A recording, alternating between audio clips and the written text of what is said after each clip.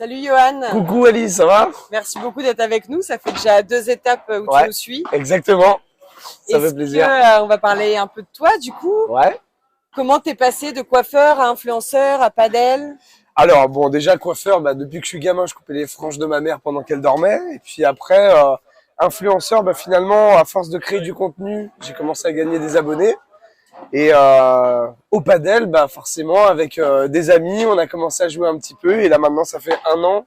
J'arrive pas à me décoller de ce sport parce que c'est hyper addictif et je pense que tout le monde est d'accord avec moi. C'est vraiment un sport qui rend accro, quoi.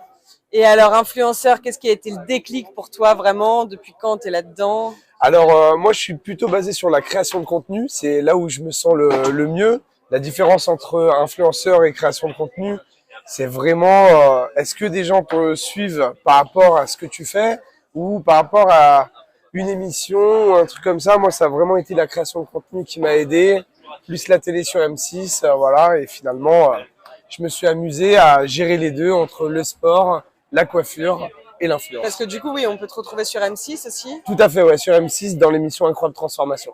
D'accord. Et comment tu trouves du coup les idées de contenu pour ton Instagram? Comment ça marche, les thèmes que tu abordes? Alors en fait, ça dépend de quel contenu on a besoin.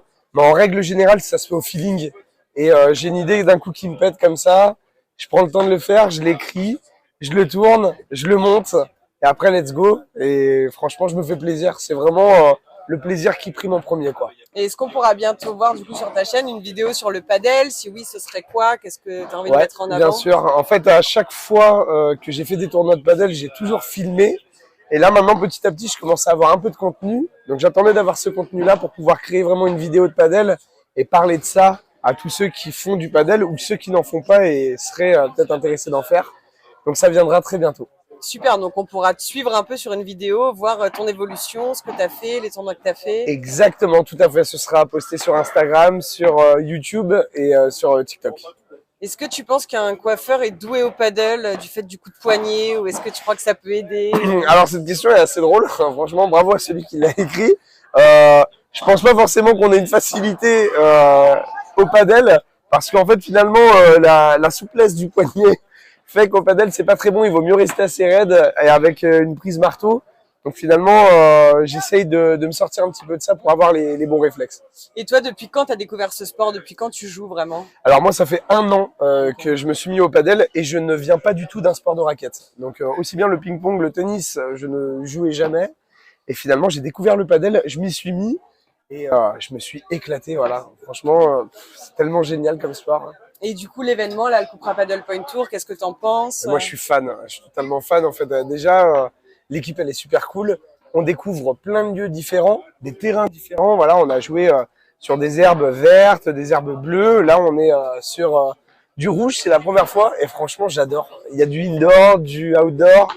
C'est trop bien. On rencontre plein de gens. On peut jouer avec des pros. C'est quand même magnifique. C'est pas donné à tout le monde. On a des matchs d'exhibition. On peut voir vraiment des professionnels jouer. Il y a des enfants qui peuvent gagner des lots. Il y a des tombolas offertes, les petits apéros. J'adore les apéros.